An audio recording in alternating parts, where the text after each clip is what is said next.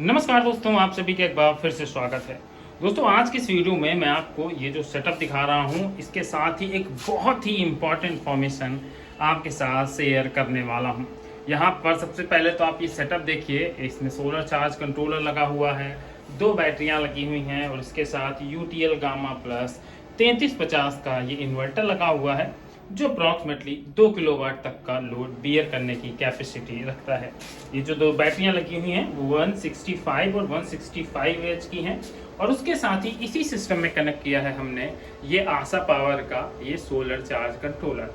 इसके बारे में किसी और वीडियो में बात करने वाले हैं, पर आज के इस वीडियो का जो बहुत ही इंपॉर्टेंट चीज़ है वो ये है कि सोलर सिस्टम लगाने के बाद भी बिजली का बिल रिड्यूस नहीं हो रहा है। इसके पीछे का ऐसा कारण मैं आपको बताने वाला हूँ जो सच में आपको शॉक कर देने वाला है, क्योंकि ये कारण आपको कोई भी नहीं बताता और ये एक बहुत ही जेन्युइन कारण है।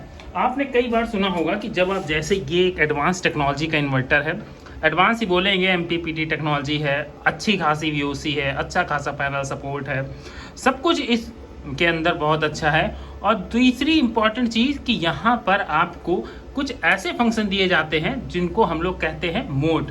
मतलब यहाँ पर UPS mode, smart mode, hybrid mode, ऐसे मोड होते हैं। एक और UTL का जो स्पेशल मोड है वो है इनका सोलर, ग्रेड प्लस सोलर और इनका एक मेंस। मतलब ये 3 मोड इनके में आते हैं और इन तीनों मोड की वजह से आपसे बोला जाता है कि अगर आप शहरी क्षेत्र में रहते हैं तो आपको स्मार्ट मोड सिलेक्ट करना है या आपको solar plus grid mode select करना है। ऐसी बहुत सारी बातें बताई जाती हैं, जिससे फ़ायदा क्या होगा कि जैसे आपके यहाँ लोड चल रहा है, मान लीजिए 4 एम्पियर का, और आपके यहाँ जो सोलर आउटपुट बन रहा है वो 3 एम्पियर बने, तो श्रिंक करके आपके इस लोड को रन करवाएगा। आई थिंक आप जो मैं बताना चाह रहा हूँ वो चीज़ आप समझ पाएंगे या नहीं समझ पाएंगे, पर मैं कोशिश कर रहा हूँ वही चीज़ बताने की कि आपके ये जो इन्वर्टर होते हैं ये श्रिंक करके आपके सोलर पैनल से आपके लोड को चलाएंगे, जिससे आपके बिजली का बिल जो है वो रिड्यूस हो जाएगा। पर एक्चुअल में रियलिटी बिल्कुल ही यहाँ पर डिफरेंट होती है, क्योंकि हम लोग यही सोच कर इनको इन्वर्टर्स को इंस्टॉल करते हैं और उसके बाद बिजली बिल देखते हैं तो एज इट इज़ होता है और कई बार जंप कर जाता है बिजली का बिल। तो ये कहीं ना कहीं चीज़ें समझ में नहीं आती।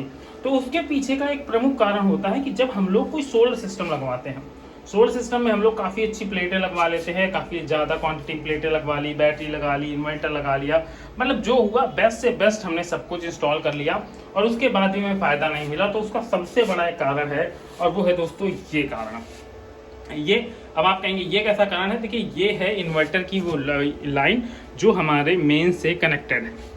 तो अगर आपका सिस्टम, ये चीज़ एकदम नोट डाउन करके रख लीजिएगा और अगली बार आप अपने बिल पे नोटिस करेंगे कि आपने अब एक्चुअल में सच में सोलर का पूरा फायदा उठाया है।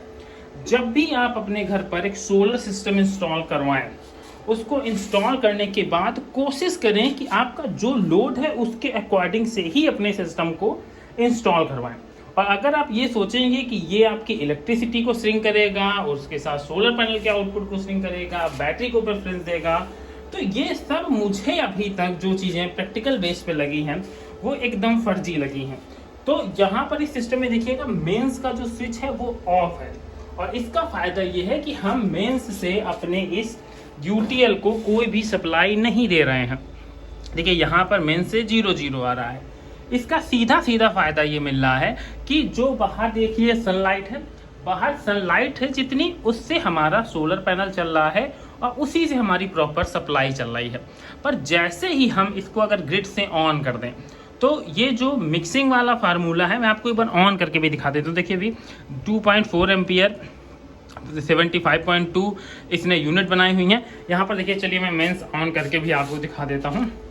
यहाँ जैसे ही हम इस पर मेंस ऑन करेंगे, और आई थिंक मेंस अपसेंट ही है मे बी, चलिए देखते हैं मेंस का क्या हुआ। हाँ जी, मेंस ऑन हो चुकी है इसकी, और यहाँ पर जो भी है सिस्टम का लोड, उससे अब आपका ये सारा लोड बाईपास हो जाएगा।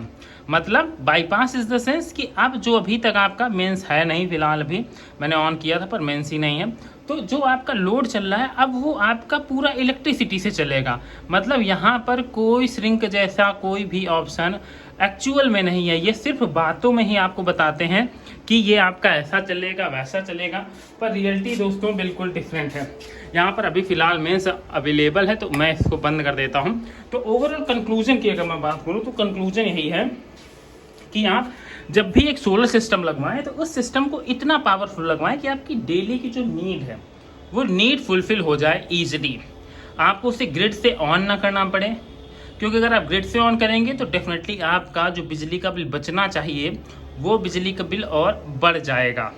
इसलिए जब भी सिस्टम लगवाएं उसको ऑफ रखें, उसको एज ए इन्वर्टर नहीं यूज करें, उसको as a primary source use करें। अगर आपका बैटरी सिस्टम कम है, स्टोरेज कम है, तो आप सीधा इसको दिन में आप अपना पूरा solar through out a day run करिएगा, रात में आप पूरी तरह से ग्रिड पर शिफ्ट हो जाइएगा।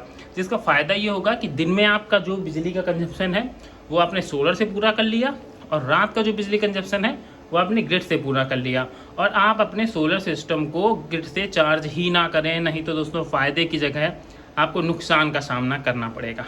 तो चलिए इसी के साथ करते हैं आज के इस वीडियो को समाप्त। अगर वीडियो पसंद आया हो तो लाइक कर दीजिएगा, चैनल पर नए थे तो सब्सक्राइब करना मत भूलिएगा। मिलते हैं नेक्स्ट वीडियो में किसी नई अपडेट के साथ।